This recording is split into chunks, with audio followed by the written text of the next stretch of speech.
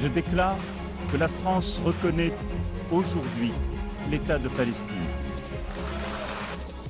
كل الشكر بالتقدير لمصر ولفخامة الرئيس والشعب المصري.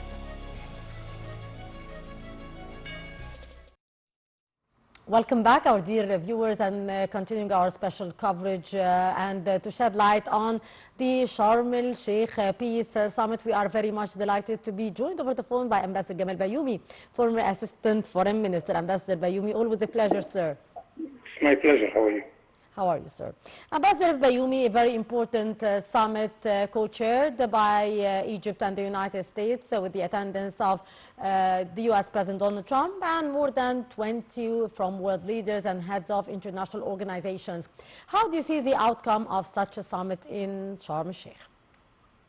It is a great success for our diplomacy, for our presidential diplomacy also, that we can gather 27 head of states and presidents behind our president. This is a great honor and great success.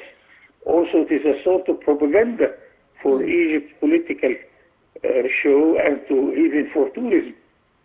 How much would you pay to put a picture like that in every country like that to show the people that Egypt is the land of peace, that Egypt is inviting all those head of states.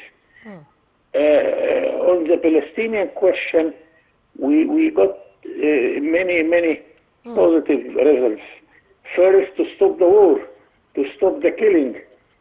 Yes. Although I personally, I do not believe, I do not trust what the PM of Israel would do in the coming days. Of course. Second, that we agree upon sending the assistance of food, of fuel, of medicine, whatever our brothers in Palestine are in need of. This is another thing. Third, that we force the Israeli leadership to sit on the same table with a sort of one Palestinian representative and to sign a paper with them. This is another gain we got here. Now we are on the point to face the real challenges here. What is the future for the Palestinians, or the future for the Palestinian state, on which border it will be there?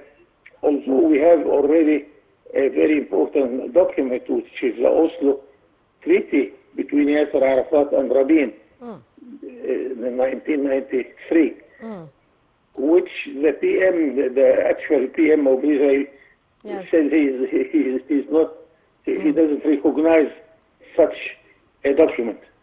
Yes. Now the challenges are coming, but we are up to it, and I think we won a lot in this conference already. Yes.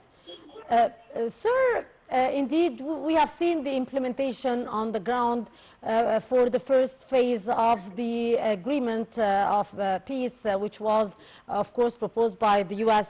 President, and yet we are entering now, as the leaders mentioned on Monday, the second phase, which is might be more tough and complicated regarding its points. So how do you see the second phase from this agreement, and what are your expectations, how smooth it could move on? Anyway, we are gaining, and now at least we got exchange of hostages, and this is a great news for the families. Indeed. But maybe we have, all of us, we have our doubts. Okay, let us wait and see and hope for the good. And the good thing that we have with us the president of the biggest state in the world, President Trump. Yes, and indeed. I think he wouldn't allow Israel to hesitate for implementing whatever we are agreeing upon. Especially that I am sure, and here one eminent diplomat told me once, American diplomat told me once, that when it comes to serious business, the United States can tell Israel what to do, and Israel has to do what the United States would say. Because it's not a secret that Israel cannot live without the full support and finance and weapons coming from the United States. This is the situation. But let us wait and see, because still I do not trust the PM of Israel. I still do not trust the industry of armament, which is now gaining in the last 2 years $7 trillion of armament sales. This is another party which does not allow peace to come, and so on. But let us agree upon the challenge, and we face it, and I think we are capable to face any challenges to face nowadays. Yes. Mr. Ambassador, here we have to mention, do you believe here that the summit that took place on Monday, the peace summit took place with the participation of more than 20 from the world leaders and co-chaired by Egypt and the United States, do you expect it to be the start for a real comprehensive peace in the Middle East region and in the Palestinian territories? Yes, I hope so. Yes. And of course we are betting on this.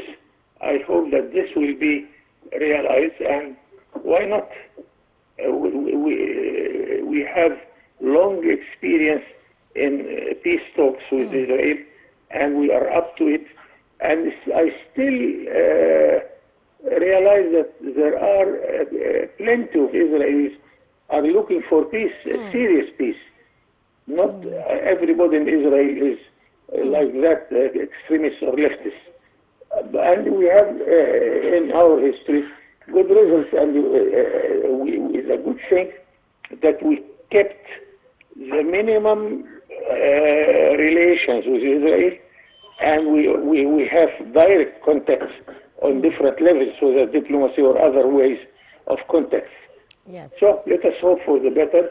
Of course. And I am sure that we can realize some sort of agreement with the Israelis, even with this government.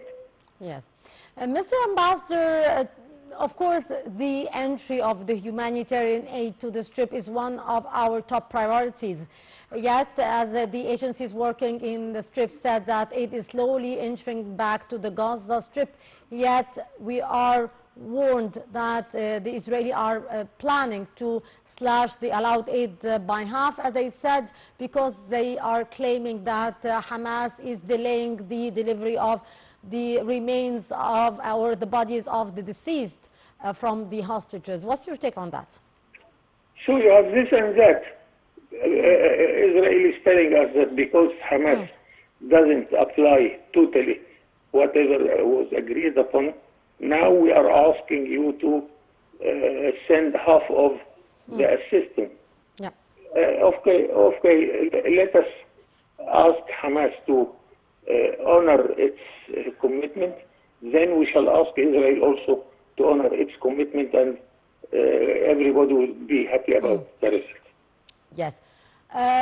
Egypt did plan for hosting a conference for the reconstruction of the Gaza Strip, and before the start of the summit, in the meeting with the U.S. President, President Sisi invited the U.S. President to take part in the summit and participate in the summit for the reconstruction of Gaza. How do you see this summit and the importance of holding this summit for the reconstruction of the Strip?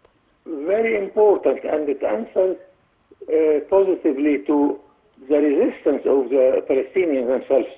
They stick to their land, they didn't leave the country, and really I am happy with the picture showing us that thousands of Palestinians are coming back to their homeland, although their houses are destroyed, but they will be there. Then it comes the Egyptian initiative to reconstruct Gaza, and I hope this will happen. And finance is not the problem here, because everybody is ready to finance this, whether the Arab wealthy countries or European Union I don't know whether many of us know that the European Union is the largest donor to the Palestinian PLO.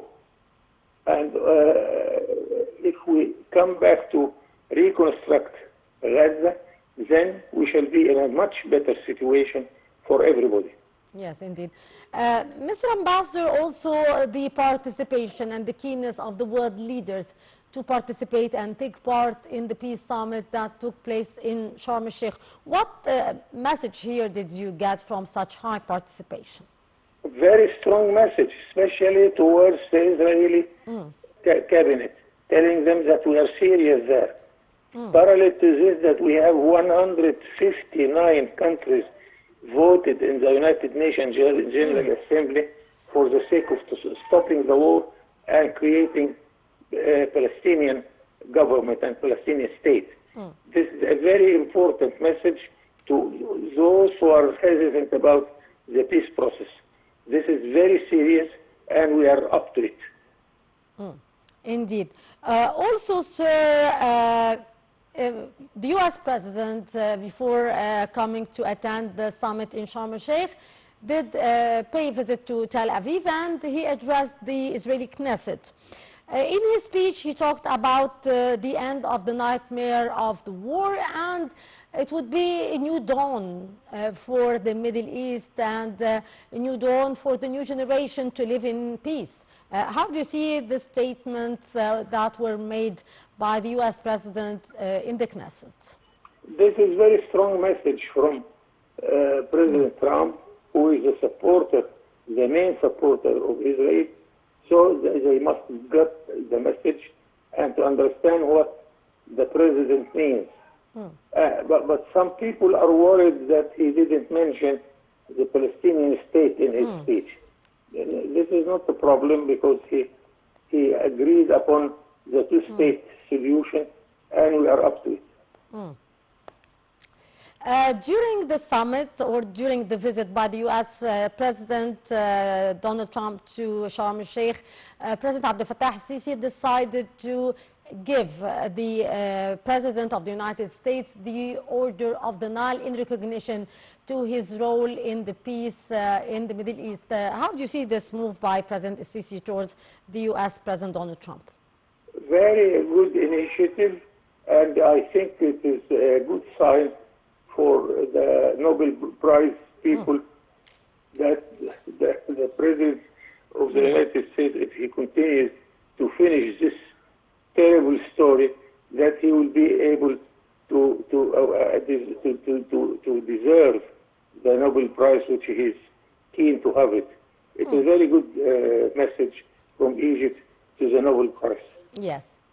Ambassador Gamal Bayoumy, former Assistant Foreign Minister, thank you so much, sir, for your precious input. Always a pleasure, sir, to be with us and to listen to your precious input.